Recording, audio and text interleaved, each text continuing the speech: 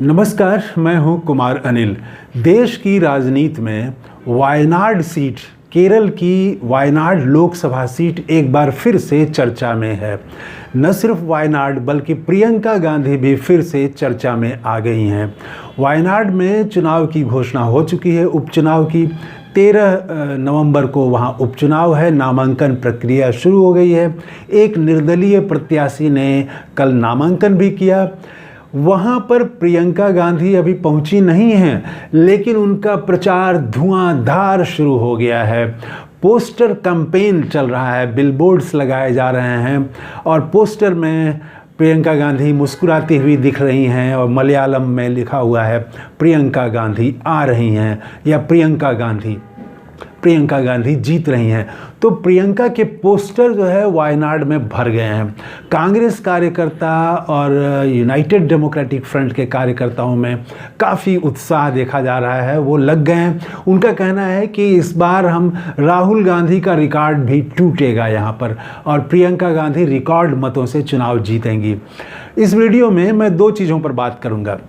पहली बात तो ये कि प्रियंका गांधी के चुनाव लड़ने का राष्ट्रीय राजनीति में क्या असर पड़ने वाला है, क्या आकलन इसका किया जा रहा है, और दूसरा खास करके केरल में भी बहुत प्रभाव पड़ने वाला है। वहाँ 2026 में विधानसभा का चुनाव होगा। इन दो चीज़ों पर मैं बात करूँगा।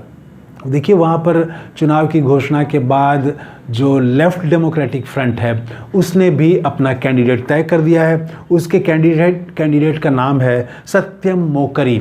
वो सीपीआई के वरिष्ठ नेता हैं, कंट्रोल कमीशन के मेंबर हैं, 2 बार विधायक रह चुके हैं और किसानों से केरल में जाना पहचाना उनका नाम है और वो भी काफ़ी उत्साहित दिख रहे हैं। उन्होंने ये कहा अपने पहले, जब उनका नाम गुरुवार को 2 दिन पहले उनका नाम जब मोर्चा की बैठक में तय हुआ तो उसके बाद उन्होंने कहा कि जब इंदिरा गांधी चुनाव हार सकती हैं, राहुल गांधी चुनाव हार सकती हैं, तो प्रियंका गांधी क्यों नहीं हार सकती हैं।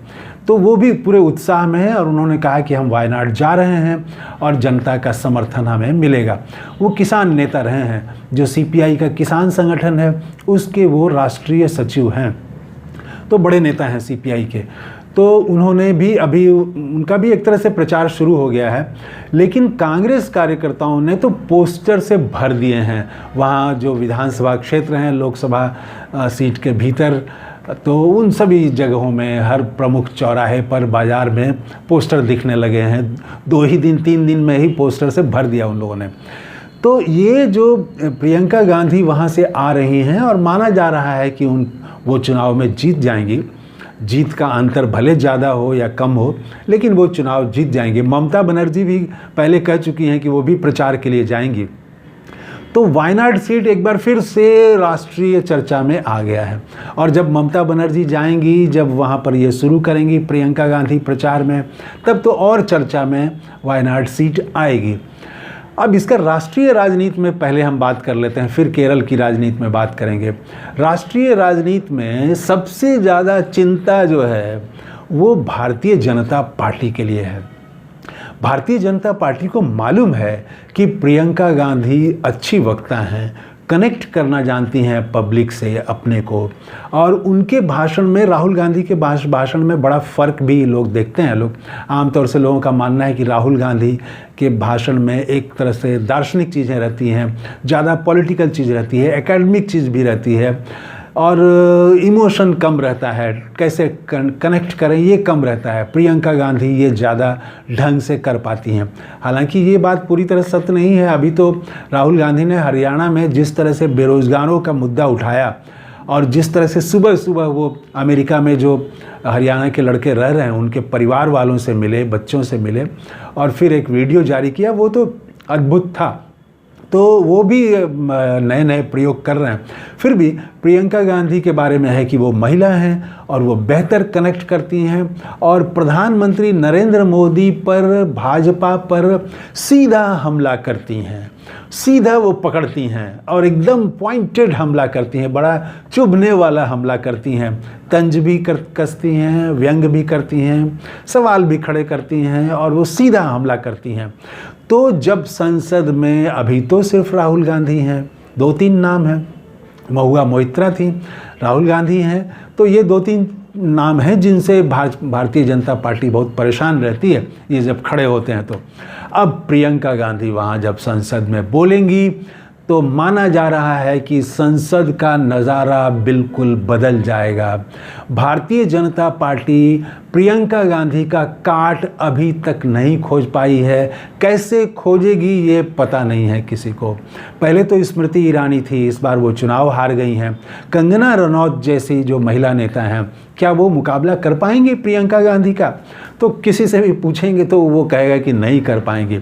तो भारतीय जनता पार्टी के पास प्रियंका गांधी की कद का कोई दूसरा महिला नेता उनके पास नहीं है, और जिस तरह से वो धारदार हमला करती हैं तो संसद का नज़ारा कुछ और रहेगा। और आप उनका ट्विटर हैंडल देखें प्रियंका गांधी का, तो विविध सवालों को उठा रही हैं। उत्तर प्रदेश में बहराइच में जो कुछ हुआ उस पर भी उन्होंने खुल के अपनी बात रखी। छत्तीसगढ़ में जो आदिवासियों पर 2 दिन पहले वहाँ पर जिस तरह से लाठीचार्ज किया गया है, उनको मारा गया है, और आदिवासी जिस तरह से जंगल बचाने की लड़ाई लड़ रहे हैं उसके फेवर में वो खड़ी दिखती हैं। वो इसी तरह से अन्य हर सवाल, आज उन्होंने उत्तर प्रदेश में बेरोज़गार नौजवानों का सवाल उठाया है कि कैसे वहाँ पर परीक्षा रद्द कर दी गई है, लड़के परेशान हैं। तो विविध सवालों को उठाती हैं, राष्ट्रीय राजनीति से लेके छोटे छोटे सवालों को भी वो उठाती हैं। तो जब वो संसद में बोलेंगी खड़े होके, तब कैसे जवाब देगी, और वो संसद का नज़ारा बिल्कुल अलग होगा। और एक बात और है कि ममता बनर्जी जब जाएंगी प्रचार करने के लिए, प्रियंका गांधी के लिए वायनाड जाएंगी, और संसद में जब महिला सांसद प्रियंका गांधी के साथ जब खड़ी होंगी, या पूरा विपक्ष की ताकत भी बढ़ गई है, लगभग भाजपा के बराबर है, तो वो जब बोलेंगी तो कैसा नज़ारा होगा, इसकी तरह तरह से कल्पना की जा रही है। और यही माना जा रहा है कि भाजपा के लिए नई परेशानी होने वाली है। राहुल गांधी को तो वो पप्पू कह के उन्होंने खारिज करने की कोशिश की, अब वो जाके ख़त्म हो गया है। पिछले 2 साल में वो धीरे धीरे कमज़ोर पड़ गया, भारत जोड़ो यात्रा से खास करके। प्रियंका गांधी को वो क्या कहेंगे? इनको तो पप्पू आप नहीं कह सकते हैं, क्या कहेंगे अभी? तो किस तरह से करेंगे आलोचना? मेरे ख्याल से अब खबर ये बनेगी कि राहुल गांधी प्रियंका गांधी को बोलने नहीं दे रहे हैं। राहुल गांधी और प्रियंका गांधी में कुछ अनबन है, कुछ खटपट है, भाई बहन में पट नहीं रहा है, ऐसी खबरें अब आएंगी। हो सकता है या कुछ और तरीके से लें, लेकिन प्रियंका गांधी को संभालना, जवाब देना ये बड़ा मुश्किल होने वाला है भारतीय जनता पार्टी के लिए। ये तो सभी मान रहे हैं। प्रधानमंत्री मोदी के लिए पर्सनली भी वो परेशानी खड़ा करेंगी, सीधे चुनौती दे के बात करेंगी। तो ये तो संसद का नज़ारा होगा। और केरल में प्रियंका गांधी वहाँ से अगर सांसद बन जाती हैं तो उसके बाद वहाँ की राजनीति पर भी बड़ा असर पड़ेगा। और यूडीएफ में जो कांग्रेस के नेतृत्व वाला जो लोकतांत्रिक मोर्चा है, उसमें बड़ा उत्साह है इस बात को लेके कि प्रियंका गांधी जब यहाँ से सांसद होंगी तो केरल में हम फिर से सत्ता में आएंगे, हमारी जीत होगी। हालांकि वहाँ पर एक तरह से देखें तो वो इंडिया गठबंधन का ही हिस्सा है, लेफ्ट भी, लेकिन फिर भी वहाँ तो दोनों अलग अलग लड़ते हैं। तो कांग्रेस में इस बात के लिए भी है कि हम चुनाव जीतेंगे।